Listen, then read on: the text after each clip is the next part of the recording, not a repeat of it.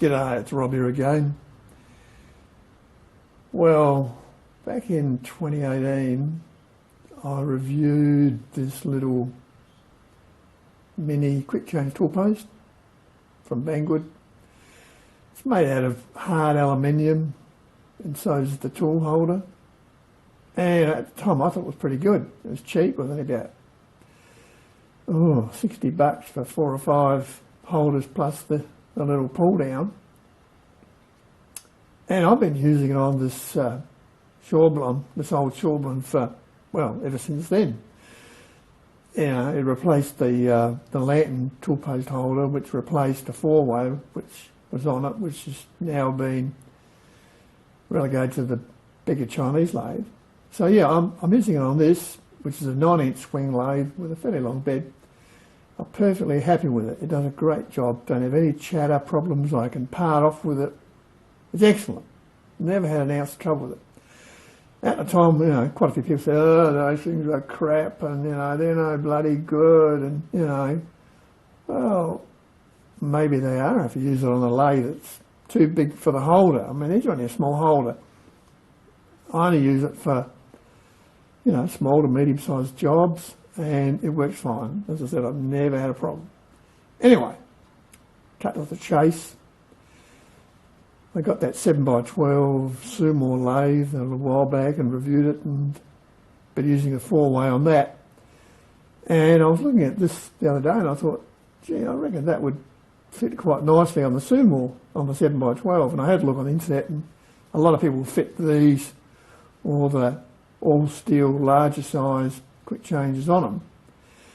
Now, I'm not a big fan of quick change tool posts, mainly for rigidity reasons, because you're always going to, except in this case, you're always going to finish up with more overhang on the frontal side. It's an extra joint that can get movement. So if you want ultimate rigidity, you use a 4-way, which doesn't extend out past the end of your top slide. All the force goes down where it should. In this case, on the Shawblin, you can move it in or out, because this is a lathe that's got a T-slotted top slide, which is really handy. So I can have it hanging out in the normal position, or I can have it right back where I always use it. So all the force is going down well back from the edge where you want it. Anyway, cut the chase. I thought it'd be nice to be able to swap this from here onto the little mini lathe, because I've got a lot of tooling, and here's our waste skin container full of tooling. I use it pretty regularly, parting off and stuff like that. And you can part off with this no problem whatsoever. You don't get any chatter or anything. It's fine, you know, it works good. So I thought, I wonder how this would go, just if I could make it so I could just take it over here and put it on the mini lathe, but leave the mini lathe in its original condition. Don't go messing with it, because I'm going to sell that at some stage. And on these, the way these are fastened on, just simple. You just undo this bolt. You get a couple of bolts and a couple of centres, 2 different sizes. And in this case, it bolts into a T-slot thing, base, which I made up. And you can see how much thread there is. And on a mini lathe, you take out the stud, the bolt that's there for the 4-way. This is the same thread. It's M10 by 1.5, and you just screw it in and you're good to go. It's simple. You couldn't get anything easier as far as fitting one of these. They go straight on, but you have to take that stud out. And I thought, I don't really want to take the stud out, and they only gave me 1 bolt, and I could use another bolt, I suppose, but I wonder how this would go on just using the original stud, you know. How hard could it be? Well, it's actually very easy. It's not hard at all, because everything lines up and it works fine. And I've done that. I've made up a new centre for this, which is pretty easy. And I'll mount it on there and show you how it goes. Yeah, worked out good. Okay, so here's the original setup. And as you can see, no overhang. This is as rigid as you're going to get, folks. So if you've got any chatter problems, keep your 4-way. It's going to be the most solid way of machining on these little buggers and most Chinese lathes, small to medium ones anyway. So we take this off. And that's what's left, the original mounting stud. Now that is the same bolt size. That's just a double-ended bolt, so it's thread both ends. To take that out, you put 2 nuts on there, lock them together, and then you can break it free. It could be Loctited in, I'm not sure. But it's just going into cast iron, and yep, you use the bolt that comes with the little gadget. But to use this without taking the stud out is easy. It fits on. You can see that overhang I was talking about. See, it's not wonderful. And then all you do is you make up as the thread only goes down part way, you make up a spacer, which is this is held on the bottom. All the clamping force is on the base, not the top. So I could have made that in one piece, but I didn't, because you don't want to screw on the base. You want to, stop your twisting action going onto the base. So that goes in there, and then I made up a tube, a cylinder bolt, captive nut rather, for the thread. And that's just, as I said, 10mm by 1.5. I even knurled it. I just threaded it right through and just Loctited in a alligator bolt with 601 Loctite. And she goes.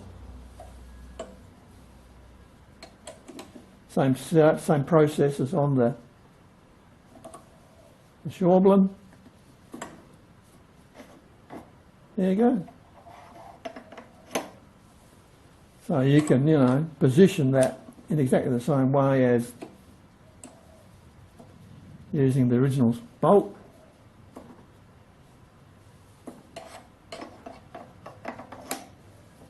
Works fine. That's all there is to it. Now, how you deal with the end here, whether you have a nut, or you could just have a nut on there if you wanted to, or mill some flats on it. I like alligator bolts, they're nice and neat, you're not going to knock yourself on it.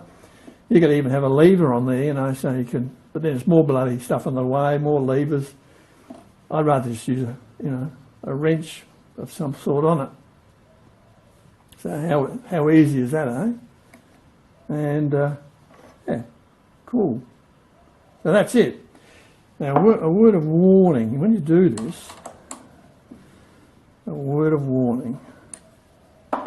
These have all got quite a bit of slop in them,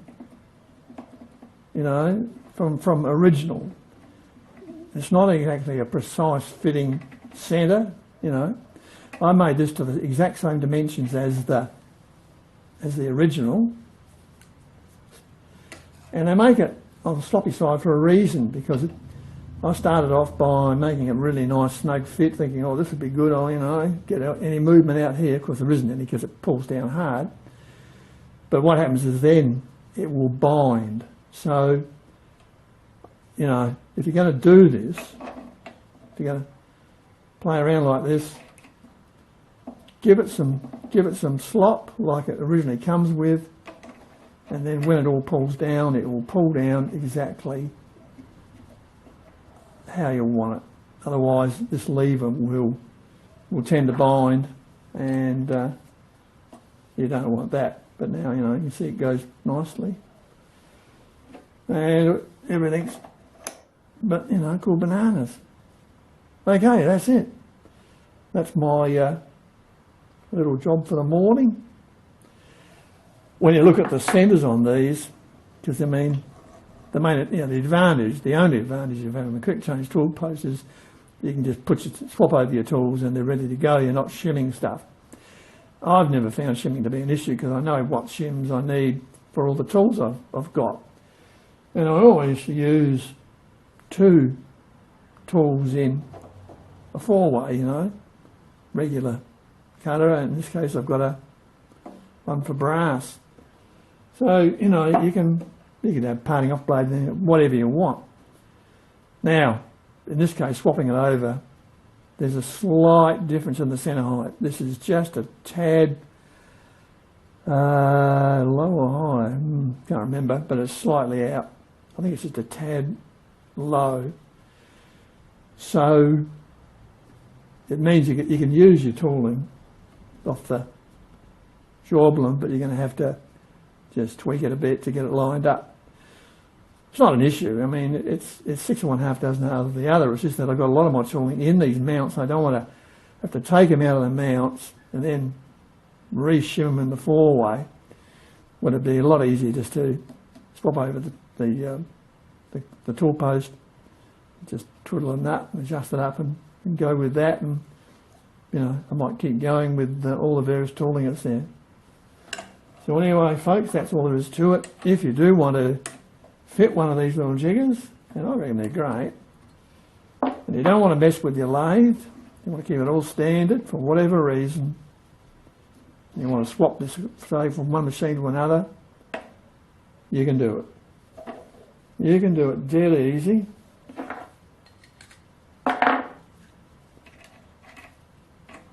Just like that.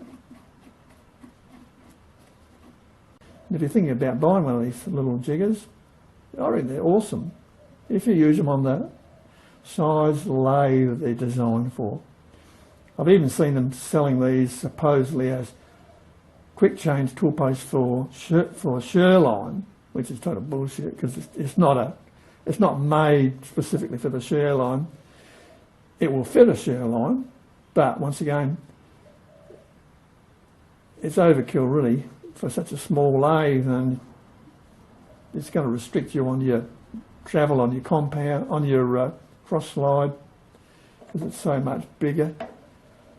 And you know, once again, on the smaller the lathe goes, the more you want to take a note of rigidity and keep it as rigid as you possibly can. So I won't be fitting one of the Sherline, but yeah, in this case, it works quite well. Okay, that's it from me. I'll see you next time. Cheers.